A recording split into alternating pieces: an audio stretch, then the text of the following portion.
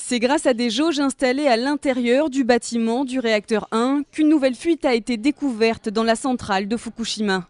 Le niveau d'eau de la cuve d'un réacteur a chuté très rapidement, mais TEPCO se veut rassurant. Les barres de combustible qui auraient alors pu entrer en fusion seraient en fait tombées au fond de la cuve. Elles seraient donc toujours immergées dans l'eau. Comme la température de la paroi de la cuve était de 100 à 120 degrés, nous en sommes venus à la conclusion que le combustible n'était pas au bon niveau, mais quelque part en dessous, ou même peut-être au fond de la cuve. Pour accélérer le refroidissement, les techniciens de TEPCO injectent environ 7 tonnes d'eau par heure dans la cuve. Ils envisagent aussi d'inonder l'enceinte de confinement.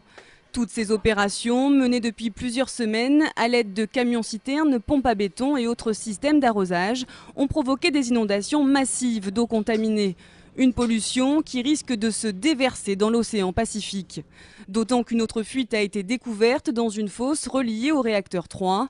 Des échantillons d'eau de mer prélevés à proximité de la centrale contenaient du césium-134 à un niveau 18 000 fois supérieur à la norme. Selon TEPCO, cette fuite aurait été colmatée en injectant du béton dans la fosse.